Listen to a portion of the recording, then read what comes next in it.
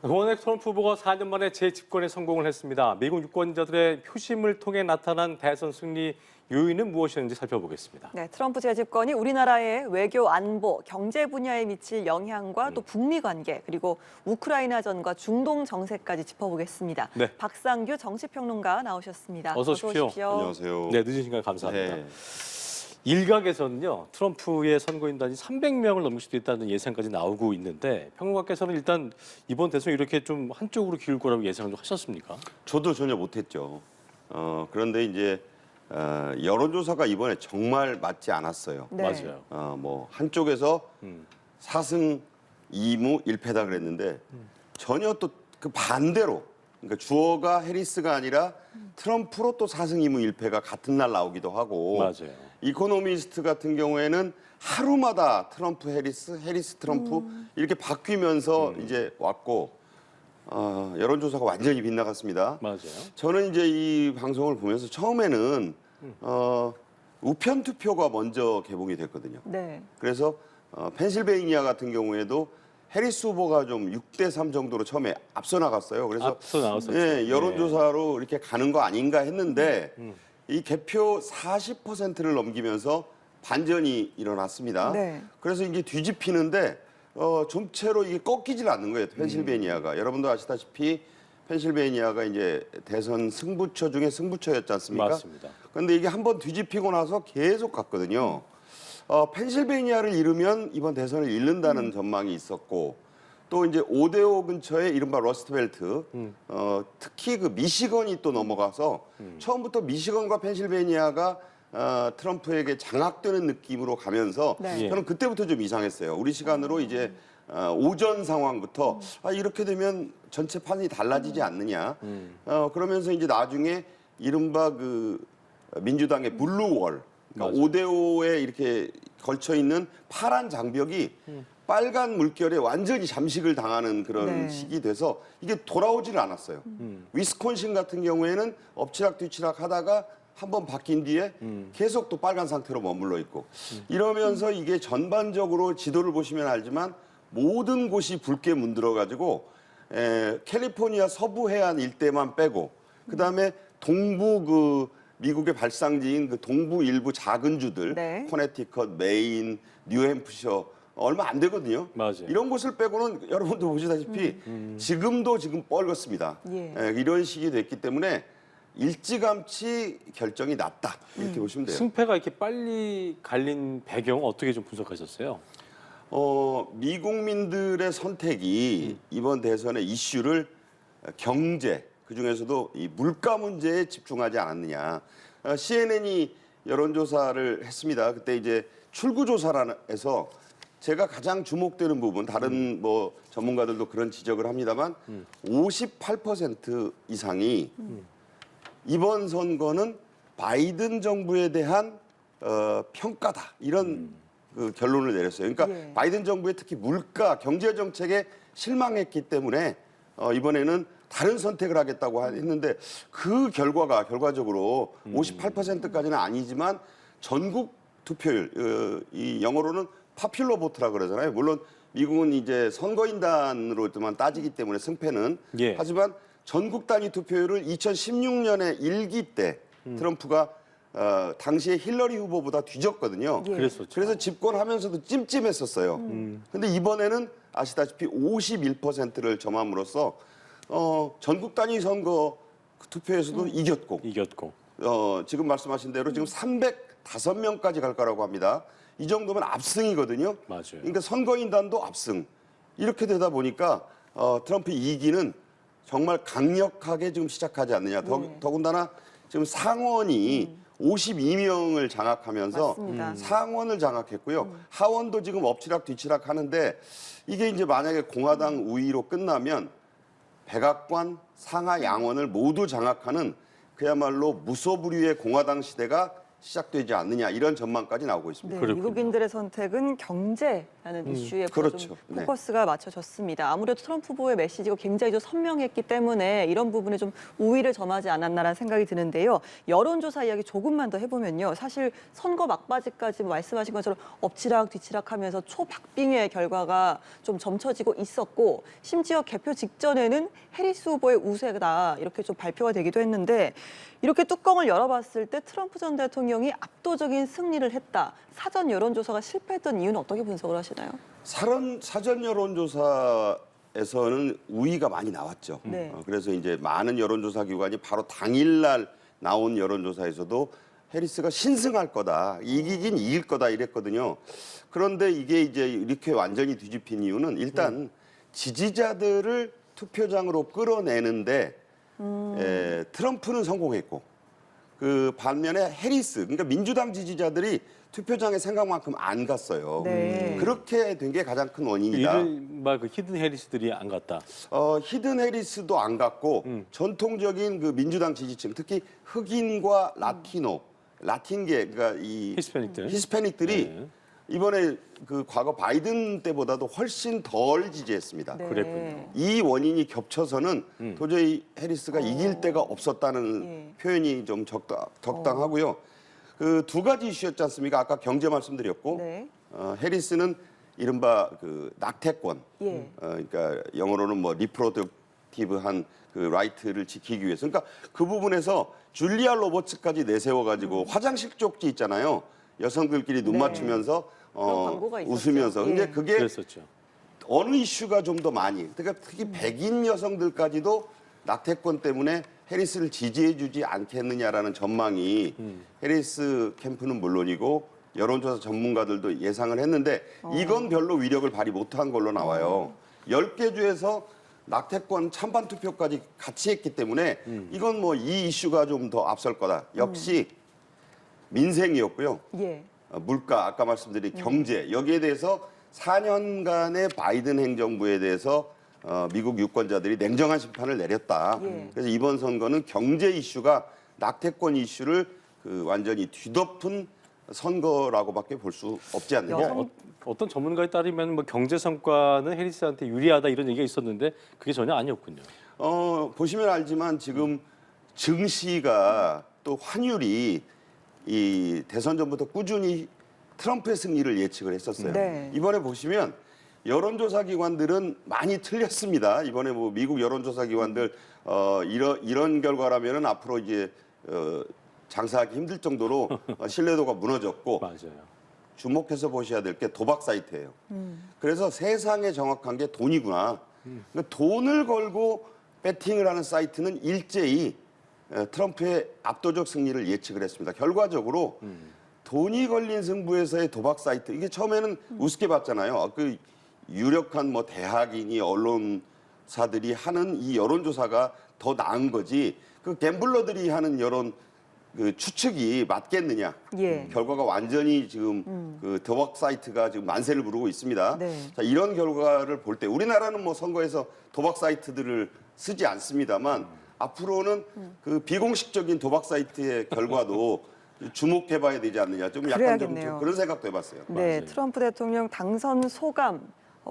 진정한 황금 시대를 열겠다, 미국을 고치겠다라고 했는데 트럼프 전 대통령이 어떤 미국 우선주의라고 할까요? 어떤 경제적인 부분 그리고 불법 이민 정책 이런 부분을 내세운 어떤 그런 선명한 메시지도 봐야겠다 이렇게 좀 보이시나요? 네, 아까도 그런 그 보셨습니다. 2016년 당선 때 그때도 아메리카 퍼스트를 2번이나 취임사에서 맞습니다. 얘기했습니다. 네. 예. 그 기조가 계속 이어지는 거예요. 4년간 실패하고 돌아온 그래서 뭐 왕의 귀환이다. 아까 뭐 이 제목도 트럼프의 귀환 이런데 황금의 시대라는 거는 여러분이 잘 아시는 영국의 엘리자베스 1세 때 나온 얘기입니다. 영국의 황금기가 골든 에이지거든요. 그렇죠. 그 골든 에이지라는 표현을 트럼프가 썼어요. 물론 이제 본인의 그 이기를 그렇게 장식해 나가겠다는 건데 네. 불법 이민자 문제에 대한 실망감, 특히 그러니까 미국은 백인의 나라라는 걸 보여준 선거라고 봐요. 그러니까 백인들이 그동안에는 뭐 유색인종 대통령, 특히 오바마 대통령도 뽑아서 8년간이나 시켜주고 이번에도 유색인종 후보인 해리스에게 지지를 보낼 걸로 봤지만 그야말로 이제 그 유색인종 이민자들, 특히 불법 이민자들이 뭐 뉴욕에 와서 그냥 도로를 점거하고 그 세금으로 그냥 그 사람들을 먹여 살리고 그 국경에서도 뭐 뻥뻥 뚫리는 그런 모습에 실망감과 분노가 표출됐다. 네. 이번에도 보시면 일부 대도시를 빼고는 그야말로 미국에서 농촌이라고 불릴 수 있는 곳은 전부 공화당 지지가 그랬죠. 압도적이었습니다. 이건 뭐냐면 백인 그 유권자들이 이제 더 이상 미국이 왜 저런 사람들에게 우리 세금을 써야 되느냐. 이제 미국 우선주의 중에서도 우리 그 돈 세금을 우리들에게 쓰는 대통령을 뽑자. 이런 것들이 전반적으로 확산된 결과가 아니겠느냐. 그래서 앞으로 이 문제에 대해서 그 트럼프 대통령은 취임 첫날부터 좀 심한 표현으로 가비지 논란이 이번에 있었는데 굉장히 심한 그런 발언을 사람들을 했었죠. 다 그냥 쓸어내겠다. 지금 이렇게 얘기하고 있거든요. 그래서 그런데 미국인들이 특히 백인 유권자들이 적극 호응하지 않았느냐.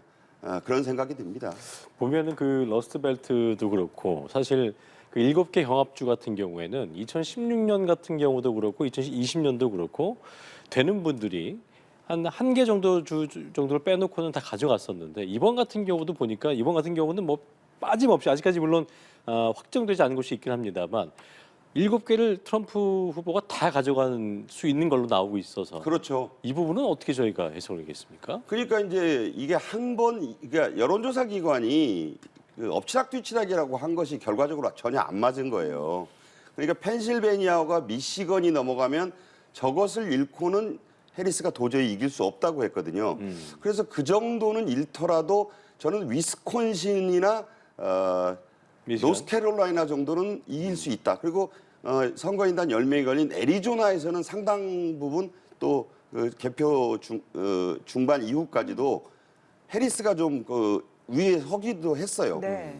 그런데 이게 결과적으로 아까 말씀드린 그런 표심이 전체적으로 확산되면서 그리고 아까 말씀드린 대로 라티노 표심이 이번에 많이 떠났어요. 네. 미국의 인구 비율상 가장 많은 건 백인이고 2위는 라티노입니다. 히스패닉이죠. 예. 그리고 이제 흑인인데 흑인 표심도 바이든 때만 못하고 라티노들은 상당 부분 이탈한 거거든요.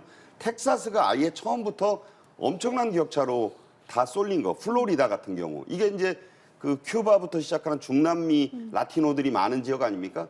여기는 아예 처음부터 해리스가 근접조차 못할 정도로 네. 격차가 엄청났어요. 그러니까 라티노와 그리고 이제 중동 정쟁에 대한 입장 때문에 바이든 행정부에 실망한 라티노들이 많이 떠났고 그 쓰레기 섬 공방은 바이든 대통령이 좋은 기회를 그 코미디언 힌치클리프가 줬는데 공화당 그 트럼프 지지자가 예. 이걸 괜히 또 그 바이든 대통령이 어떻게 보면 같은 말로 역공하면서 네. 역풍이 불었어요.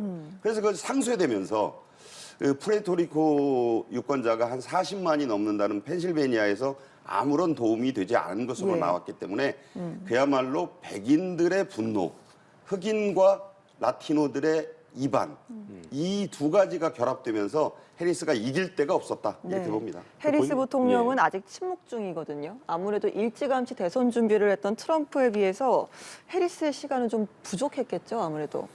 부통령이 대통령이 된 게 이제 직전에 바이든 대통령이었지만 예. 미국 대통령 선거 역사를 쭉 보면 부통령이 성공한 경우를 찾기가 힘들어요. 네. 대개 상원 의원이거나 주지사거나 이런 경력을 그러니까 뭔가 의정 활동을 많이 하거나 물론 뭐 해리스 부통령도 캘리포니아 상원 의원 출신이긴 합니다만 그런 경력이 좀 짧거든요. 네.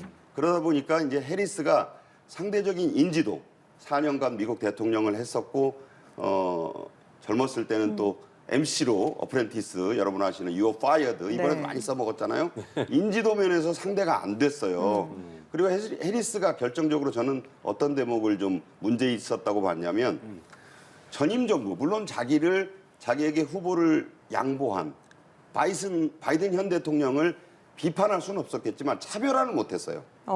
그러니까 그 기자들이 뭔가 당신이 대통령이 되면 행정부를 어떻게 좀 이끌겠느냐, 바이든 정부와는 어떻게 좀 구별해서 정책을 펴겠느냐 했을 때 별로 생각이 안 난다 그랬어요. 저는 깜짝 놀랐습니다 그때. 저렇게 얘기하면 안 되는 거거든요. 아무리 세상이 다 아는 바이든의 후계자지만 예. 바이든에게 양보를 받은 사람이지만 그럼 나는 바이든이 한 거를 그냥 거의 다 그대로 계승하겠다라고 얘기한 셈이 돼버린 거거든요. 예. 내 정책이 없었잖아요. 내가 대통령이 되면 뭐를 좀 비전과 정책을 가지고 미국을 새롭게 이끌겠다. 우리 바이든 대통령이 잘한 것도 있지만 네. 나는 분명히 해리스의 새로운 시대를 좀 열겠다. 이런 비전이 부족했고 네. 그리고 선거운동 전반이 소극적이었습니다. 그러니까 이제 가서 뭐 그 셀럽들, 뭐 레이디 가가, 마지막에 오프라 윈프리. 근데 이게 거부감이 있어요. 그런 셀럽들을 몰고 다니는 게 표가 많이 나올 것 같은데 중산층 백인들이나 이런 공감이 안 되는 사람들에게는 거죠. 거부감이 있어요. 그럴 수 있죠. 그러니까 어떤 후보가 뭐 우리나라 걸그룹들 다 데리고 나와서 선거운동 한다고 해서 그게 꼭 유리하지 않습니다. 그래서 저는 그런 점도 불리하게 작용했다 예. 이렇게 봅니다. 조금 전에 기회를 날린 바이든의 어떤 실언 이야기도 좀 하셨으니까 사실 바이든 대통령이 후보였다가 7월 21일에 이제 좀 늑장 사퇴를 하지 않았습니까? 그렇기 때문에 해리스에게 좀 주어진 시간이 확실히 좀 부족했고 뭐 차별화를 할 시간도 좀 부족했을 텐데 여기에 대한 민주당 지지층의 비난이 좀 쏠리진 않을까 이런 생각도 들거든요. 저는 돌이켜 보면 그때 굉장히 아쉬운 대목이 생각나는 게 있어요. 어떤 겁니까? 그러니까 이제 바이든 대통령이 TV 토론에서 이제 보여준 어떤 그 인지 능력 문제, 뭐 치매 아니냐 소리까지 들으면서 이제 토론회 때. 본인이 어쩔 수 예. 없이 사퇴를 하고 후보를 옹립해야 될 때, 또 3주를 끌었습니다. 네, 그때 여론조사가 2개가 나왔었어요. 하나는 누가 그러면 바이든의 대체 후보로 나서는 게 좋으냐. 그때 생각나시는 인물이 있을 거예요. 미셸 오바마. 그때 해보니까 바이든보다 해리스는 격차를 좁혔을 뿐이지 확실히 압도하지 트럼프에게 못했죠. 우위를 보이지 못했습니다. 기억나시죠? 그렇습니다. 예, 예. 그런데 그때 미셸 오바마를 내세우면 어떨까요? 했더니 55%였어요. 미셸 오바마가. 네. 숫자가 선명히 기억이 납니다. 그렇다는 얘기는 오바마로 가면 이길 수 있었다는 얘기예요. 미셸 오바마로. 그러니까 이제 와서 그런 얘기가 무슨 소용이냐. 그렇지 않다는 거죠. 그때 분명히 한번 미셸 오바마와 해리스를 놓고 당내 경선이라도 거쳐봤더라면 근데 본인이 그때는 미셸 오바마가 의견이 없던 거 아닌가요? 그 본인이 한 의사. 저는요 그보다도 이 바이든 대통령과 버락 오바마 대통령 전 대통령 사이에 앙금이 컸다고 봅니다. 왜냐하면 바이든이 부통령을 그 8년이나 했는데 네. 번번이 버락 오바마가 발목을 잡았거든요. 자기가 대통령 출마하겠다고 했을 때도 흔쾌히 지지 안 해줬고 이번에 그 치매 논란이 있었을 때도 가장 민주당 내에서 물러나야 된다고 압력을 넣었던 게 비판을 많이 했었죠. 버락 오바마예요. 그러니까 서로 둘이 사이가 좋지 않아요. 내가 물러나더라도 그런 식으로 당신 부인에게 양보하거나 그 기회를 주지 않겠다. 그런 내분이 있었다고 저는 생각해요. 이런 부분을 잘 안 짚으시는 분들이 있는데 그래서 만약에 그때 뭐 시간이 없네. 절대 시간이 없지 않았어요. 그래서 대선이라는 본인이 건 의사가 없었다 이런 얘기가 있었는데 평론가 보실 때는 그때 그래도 적극적으로 추천을 했다거나 하면은 나올 수도 있었다고 보시는 그러니까 거예요? 그 만약 현직 대통령이 물러나면서 기회를 한번 우리가 이제 더 나은 후보를 가지고 트럼프와 맞서야 되지 않습니까? 여러분이라고 여론을 주도하면서 경선 방식도 그럼 둘이 TV 토론 한 2번 한 뒤에 당내 경선 왜냐하면 한 번도 안 가본 길이었잖아요. 그 룰과 방식을 현직 대통령이 물러나는 현직 대통령이 세팅을 해줬더라면 결과는 저는 전혀 달랐을 것이고 그렇게 해서 만약 해리스가 추대됐더라면 그 경선을 뚫고 추대가 아니라 이기고서 컴페티션 끝에 선적이 됐더라면 예. 경쟁력은 훨씬 달랐을 거다. 그리고 미셸 오바마도 이번에 딱 한두 번 정도 유세장에 나왔잖아요. 예. 엄청난 1000만 부의 책을 그 판 유명 작가 아닙니까? 엄청난 그 또 잠재력이 있고 예. 저는 그래서 미셸 오바마 카드를 전혀 사용하지 않은 그 민주당 특히 바이든과 해리스의 그 어떤 그 현 정부 통령의 그런 아쉬움이 좀 있는 대목이다 이런 예. 지적을 합니다. 박상규 평론가께서 이제 인물 경쟁력에 대한 그런 부분들, 매력도에 네. 대한 부분들을 얘기해 주셨는데 또 이런 부분도 있는 것 같습니다. 이런 분석도 나오고 있는 것이 2016년도에도 힐러리 클린턴이 거의 될 것이다라고 했었는데 안 됐잖아요. 네. 그러니까 이 끝에 있는 유리천장을 이 여성 대통령, 특히 여성 흑인 대통령을 받아들일 준비가 아직 안 된 거 아니냐, 미국에 그런 문화가 있는 것이 아니냐 이런 분석도 있더라고요. 이 부분 어떻게 보셨습니까? 당연히 있다고 봐야죠. 그때 힐러리 클린턴은 거의 깰 뻔했었잖아요. 거의 뭐 그랬죠. 예, 그 뭐 저 집회 네. 아까 보면 그 하워드대 그게 이제 저 해리스 부통령 모교 아닙니까? 예. 흑인 대학으로 유명한데 그 본인도 밀직 떠나버리고 네. 다들 떠나죠. 뭐 저 지지자들도 떠나고 저는 이런 모습이 해리스 부통령이 정치인으로서 대중 정치인으로서는 좀 미달이다. 아. 왜냐하면 끝까지 남아서 지지자들에게 우리는 이번에 물러설 수 있어도 네. 다음 전진을 위해서 같이 갑시다라든가 뭔가 그런 좀 파이팅을 보여줬더라면 아니 이제 50대 아닙니까? 또 기회가 있을 수 있었어요. 근데 이번의 모습은 민주당이 정말 무력하게 무너지면서 해리스 부통령, 해리스 후보의 정치인으로서의 장래도 같이 끝나는 거 아니냐. 예. 그러니까 이번에 그 정도로 압도적으로 패했으면 이번에는 말하지 않고 내일 말할래요. 네, 이렇게 네. 반응하면 안 돼요. 오히려 그 패배를 딛고 일어서면서 그 미국의 아름다운 전통이 있지 않습니까? 전화를 트럼프에게 해야죠. 그렇죠. 해서 축하한다. 네. 잘 싸웠다. 당신 잘 되라. 네. 하면서 또 나도 정치적인 재기를 도모하는 그런 의연한 모습을 보여야 되는데 지금 뭐 델라웨어에 가서 바이든 대통령하고 TV 보다가 뭐 입장은 지금 미국 시간이 낮이에요. 6일 오전 11시에서 12시 사이입니다. 그렇습니다. 지금 이제 낮을 넘어가기 11시 지금 전이죠. 한 예. 반 됐는데 쨍쨍 낮이잖아요. 아직까지 아무 말 안 하잖아요. 네. 그러면 안 된다는 겁니다. 네, 민주당으로서는 여러 좀 아쉬움이 남는 선거였을 텐데 우리 정부 이야기를 좀 해보겠습니다. 네. 백악관으로 돌아온 트럼프 어떤 존재일지 트럼프 1기와 문재인 정부, 우리 트럼프 2기와 윤석열 정부 어떤 모습일 거고 또 어떤 차이점이 예상되시는지요? 트럼프 후보 이제 차기 대통령이 될 거잖아요. 네. 김정은을 잘 안다고 계속 얘기하고 있고 뭐 김정은과 친구까지는 아니어도 그 친분을 내세우면서 내가 이 문제를 풀 수 있다. 지금 이렇게 얘기하고 있고 젤렌스키 우크라이나 대통령이 와서 만났을 때 그 발언을 기억하실 겁니다. 면전에다 두고 전쟁을 끝내겠다 그랬어요. 이게 무슨 소리냐? 무기 좀 지원해주고 대통령이 되더라도 이번에 제일 먼저 전화한 게 젤렌스키였잖아요. 그런데 나는 전쟁을 끝내겠다. 나는 임기 중에 전쟁을 시작한 적도 없고 네. 전쟁을 끝내겠다. 이게 무슨 얘기냐? 우크라이나 전쟁을 종식시키겠다는 거예요. 그건 누구 편에서? 젤렌스키 편이 아니거든요. 젤렌스키는 끝까지 싸워서 러시아를 물리치겠다는 건데 또 푸틴하고도 친구라 그러잖아요. 자, 이걸 부정적으로 보는 분들이 있는데 이 부분은 미국민들이 또 원하는 바라고 저는 생각을 합니다. 외국의 전쟁에 너무 깊이 개입해서 미국의 돈을 쓰는 것은 문제가 있다. 그래서 아마 트럼프가 집권하면 우크라이나 전쟁에 대한 종식이 가능할 것 같아요. 이게 어떤 방식이냐면 벤스 부통령 후보가 그런 얘기를 했습니다. 지금 현재의 전선을 인정하면서 중립지대로 이거를 만들고 우크라이나도 중립국으로 가자. 물론 부통령 후보의 의견이 그대로 채택되지는 않습니다. 그러나 적어도 정부 통령 러닝메이트의 입에서 나온 얘기이기 때문에 우크라이나 전쟁 양상은 완전히 바뀔 수 있다. 그리고 북한 문제는 이제 김정은과의 친분 강조하고 그런다고 해서 갑자기 바뀌진 않을 거예요. 하지만 2016년 첫 임기 때도 해본 것처럼 예. 북한을 압도적인 무력에 의해서만 억누르려 하지는 않을 것이다. 분명히 그렇다고 이제 당장 무슨 뭐 하노이 때처럼 정상회담을 추진하지도 않을 거예요. 당장 만나거나 그럴 가능성은 많지 않을까요? 예. 이게 또 대통령이 되고 나면 참모들의 건의가 있습니다. 그러니까 본인이 대통령 후보 시절에 내건 그 얘기처럼 당장 평양 가고 뭐 어디 그러지는 않아요. 그러나 상당히 한반도 정책의 변화는 불가피하다.